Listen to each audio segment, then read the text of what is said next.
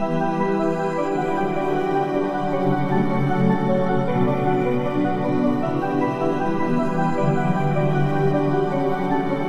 everyone. Today in this video I am going to discuss about the class 10 social science, the history chapter 2, rise of Gandhi and the freedom movement of India, and this one part 3.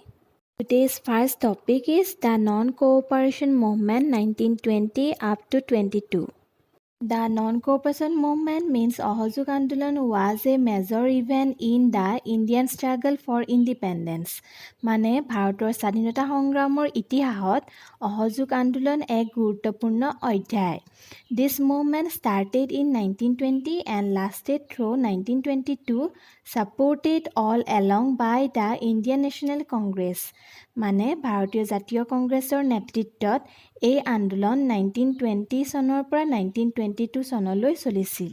Means the non-cooperation movement or Ahojog Andolan was started in 1920 up to 1922 and it was a major event in the Indian struggle for independence, and this movement supported all along by the Indian National Congress.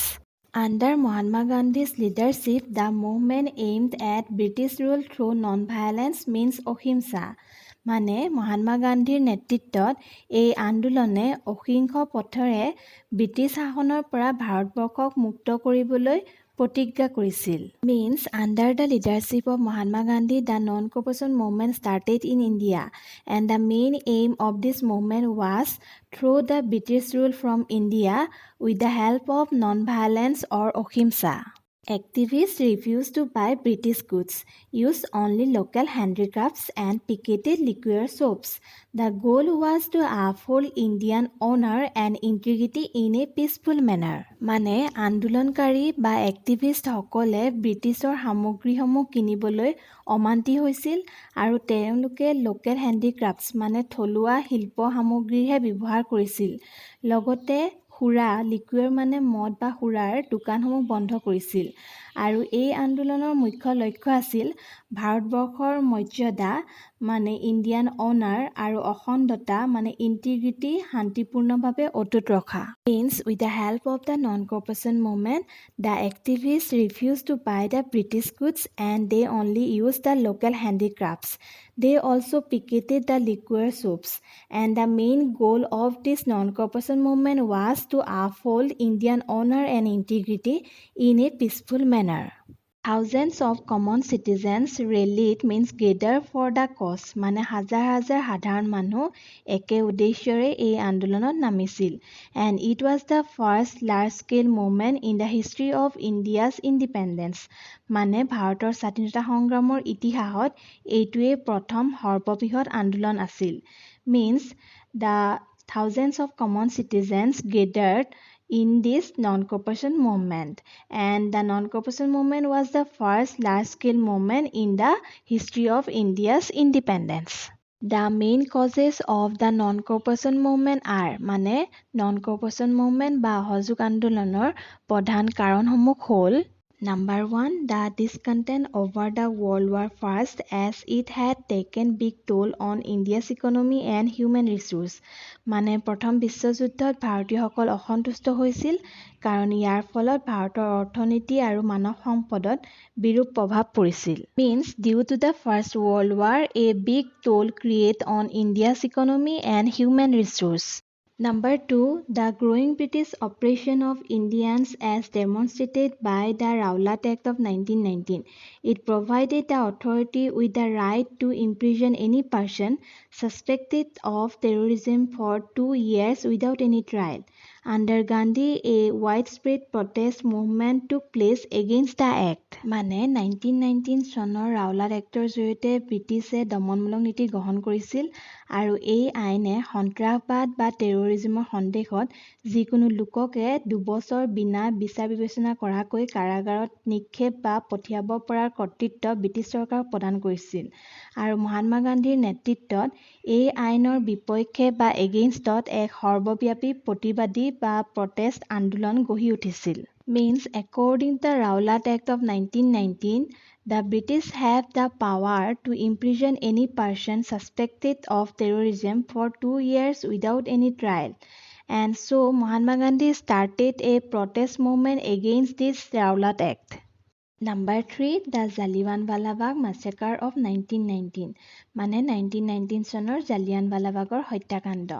Number 4, the economic exploitation of India by the British. মানে ব্ৰিটিছসকলৰ দ্বাৰা ভাৰতবৰ্ষত হোৱা অৰ্থনৈতিক শোষণ. Number 5, the Indian Muslims had launched the Khilafat movement to ensure protection of the Ottoman Empire. Ottoman means relating to Turkey. মানে ভাৰতীয় মুছলমানসকলৰ দ্বাৰা আৰব সাম্ৰাজ্যৰ সুৰক্ষাৰ বাবে আৰম্ভ হোৱা খিলাফত আন্দোলন. The realization by the national leaders that the constitutional reforms were not sufficient enough to provide equitable justice to Indians and thus decided to launch the non-cooperation movement under the leadership of Gandhi at a special session of Indian National Congress held at Calcutta in 1920. মানে ভাৰতীয় জাতীয় নেতাসকলে এইটো বুজি উঠিছিল যে সাংবিধানিক সংশোধন মানে কনষ্টিটিউচন ৰিফৰ্মছৰ দ্বাৰা ভাৰতীয়সকলক ন্যায় প্ৰদান কৰাটো সাফিচিয়েণ্ট নহ'ব আৰু সেইবাবে তেওঁলোকে 1920 চনত কলিকতাত বহা ভাৰতীয় জাতীয় কংগ্ৰেছৰ এখন বিশেষ সভাত মহাত্মা গান্ধীৰ নেতৃত্বত অসহযোগ আন্দোলন আৰম্ভ কৰিবলৈ সিদ্ধান্ত গ্ৰহণ কৰিছিল. Means in 1920 at Calcutta, the non-cooperation movement was launched under the leadership of Mahatma Gandhi because the national leaders they realized that the constitution reforms were not sufficient enough to provide equitable justice to Indians. The movement seriously challenged the economic and political power of the British. মানে এই আন্দোলনে ব্ৰিটিছৰ অৰ্থনৈতিক আৰু ৰাজনৈতিক ক্ষমতাৰ ওপৰত প্ৰত্যাহ্বানৰ সৃষ্টি কৰিছিল. The non-cooperation movement ignited means to take fire the emotions of the people. মানে অসহযোগ আন্দোলনে মানুহৰ আবেগক বা ইমোশনছক উজ্জীৱিত কৰিছিল. Both Hindus and Muslims participated in it. মানে হিন্দু মুছলমানৰ একতা বৃদ্ধি হৈছিল আৰু একেলগে তেওঁলোকে এই আন্দোলনত অংশগ্ৰহণ কৰিছিল. Means the non-cooperation movement challenged the economic and political power of the British and this movement ignited the emotions of the people, so both the Hindus and Muslims participated in this movement. There was huge bonfire of foreign cloth in different places. মানে নানা ঠাইত বিদেশী বস্ত্ৰ জ্বলাই দিয়া হৈছিল. Soap, selling foreign goods and liquor were picketed. মানে বিদেশী বয় বস্তু আৰু সুৰা বিক্ৰী কৰা দোকানবোৰ বৰ্জন কৰা হৈছিল. Many students left government schools and colleges. মানে বহু ছাত্ৰ-ছাত্ৰীয়ে চৰকাৰী বিদ্যালয় আৰু মহাবিদ্যালয় ত্যাগ কৰিছিল. The peasants of Midnapur in Bengal organized a very effective no tax campaign. মানে বেংগলৰ মিদনাপুৰৰ কৃষকসকলে কৰ কাটল মানে টেক্স নিদিয়াৰ সপক্ষে প্ৰচাৰ কাৰ্যসূচী ৰূপায়ণ কৰিছিল. Means in the non-cooperation movement, the Indian peoples do different types of activities against the British rule, such as they create huge bonfire of foreign cloth. Also, they picketed the foreign goods and also picketed the liquor shops. And the students left the government schools and colleges. And the peasants of Midnapur in Bengal, they organized a very effective no tax campaign. The Congress set up national educational institutions like the Kashi Vidyapith, Banaras Vidyapith, the National Muslim University of Aligarh, etc. মানে কংগ্ৰেছে সেই সময়ছোৱাত কাশী বিদ্যাপীঠ, বানাৰস বিদ্যাপীঠ, মুছলিম university of Aligarh আদিৰ দৰে জাতীয় শিক্ষানুষ্ঠান গঢ়ি তুলিছিল. 20,000 চৰখাs were manufactured. মানে 20,000 চৰখা মানে যঁতৰ নিৰ্মাণ কৰা হৈছিল. The people started deciding their disputes by means of arbitration. মানে নানা ধৰণৰ ব্যক্তিগত আৰু ৰাজহুৱা বিবাদবোৰৰ সমাধান ৰাইজৰ আদালতত কৰা হৈছিল. The Tilak Swarajya Fund, which was started to finance the non-cooperation movement, was able to collect over 1 crore of rupees within a short period. মানে অসহযোগ আন্দোলনৰ খৰচ পাতিৰ বাবে গঢ়ি তোলা তিলক স্বৰাজ পুঁজিয়ে খুব কম সময়ৰ ভিতৰতে 1 কোটিতকৈও অধিক টকা সংগ্ৰহ কৰিবলৈ সক্ষম হৈছিল. The women too actively took part in the movement. আৰু মহিলাসকলেও সক্ৰিয়ভাৱে এই আন্দোলনত অংশগ্ৰহণ কৰিছিল. means the people started deciding their disputes by means of arbitration. Arbitration means the settlement of a dispute. And the Tilak Swarajya Fund, they finance the non-cooperation movement. They collect over 1 crore of rupees within a very short period of time. And like the students and other peoples, the women also actively took part in the non-cooperation movement. The non-cooperation movement had two aspects, positive and negative. মানে অহযোগ আন্দোলনৰ দুটা দিশ আছিল, ইতিবাচক আৰু নেতিবাচক। The positive aspects. Number 1, the promotion of Swadeshi, মানে স্বদেশী আন্দোলনৰ উন্নতিকৰণ।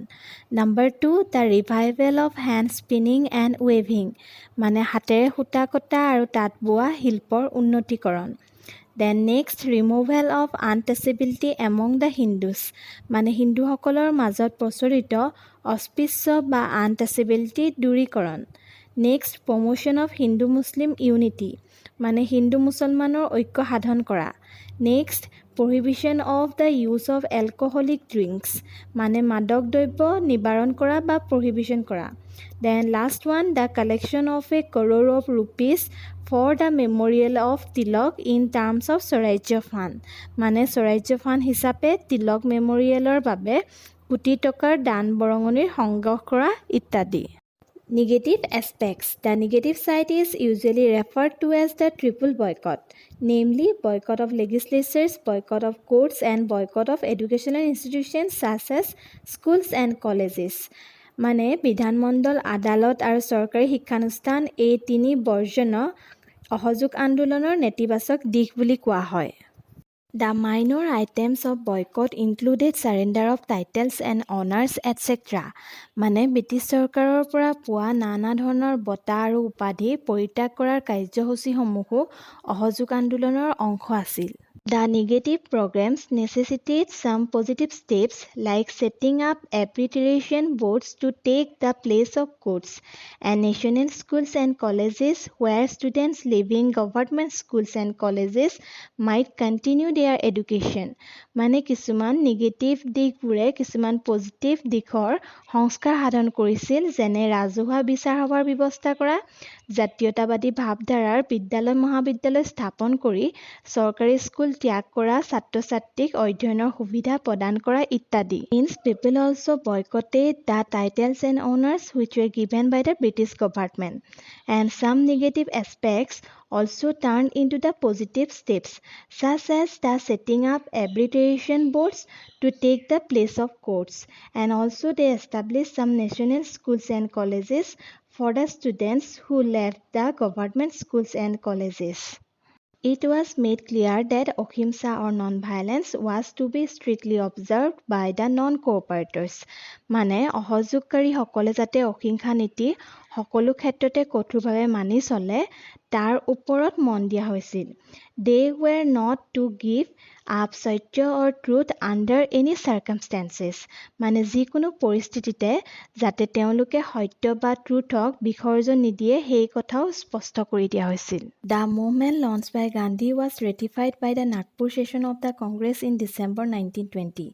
It declared that the object of the Indian National Congress is the attainment of Swaraj by the people of India by all legitimate and peaceful means. মানে 1920 চনৰ ডিচেম্বৰ মাহত কংগ্ৰেছৰ নাগপুৰ অধিৱেশনে মহাত্মা গান্ধীয়ে আৰম্ভ কৰা এই আন্দোলনক আনুষ্ঠানিক মান্যতা প্ৰদান কৰিছিল আৰু এই অধিৱেশনে ঘোষণা কৰিছিল যে ভাৰতীয় জাতীয় কংগ্ৰেছৰ উদ্দেশ্য হৈছে সকলো বৈধ মানে অল লেজিটিমেট আৰু শান্তিপূৰ্ণ মানে পিচফুল উপায়েৰে ভাৰতীয় জনতাৰ দ্বাৰা স্বৰাজ লাভ কৰা। Means the non-cooperators they strictly observed ahimsa or non-violence and they were not to give up satya or truth under any circumstances. And in December 1920, the non-cooperation movement was ratified by the Nagpur session of the Congress, and they declared that the object of the Indian National Congress is the attainment of Swaraj by the Indian people by all legitimate and peaceful means. Congress for the first time decided to follow a policy of direct action. The Congress became a mass-based organization. মানে পোনপ্ৰথমবাৰৰ বাবে কংগ্ৰেছে স্বাধীনতাৰ বাবে এক প্ৰত্যক্ষ কাৰ্যনীতি হাতত ল'বলৈ সিদ্ধান্ত গ্ৰহণ কৰিছিল আৰু এনেদৰেই কংগ্ৰেছ এটা গণভিত্তিক সংগঠন মানে মাছ-বেছড অৰ্গেনাইজেশ্যনলৈ পৰিণত হৈছিল। Means for the first time Congress decided to follow a policy of direct action and in this way Congress became a mass-based organization. The next topic is End of Non-Cooperation Movement 1922. Much against the wishes and instructions of Gandhi, people at certain places did not remain peaceful. On February 5, 1922, there was serious mob violence at Sorisora in Gorakhpur district of United Province, British India.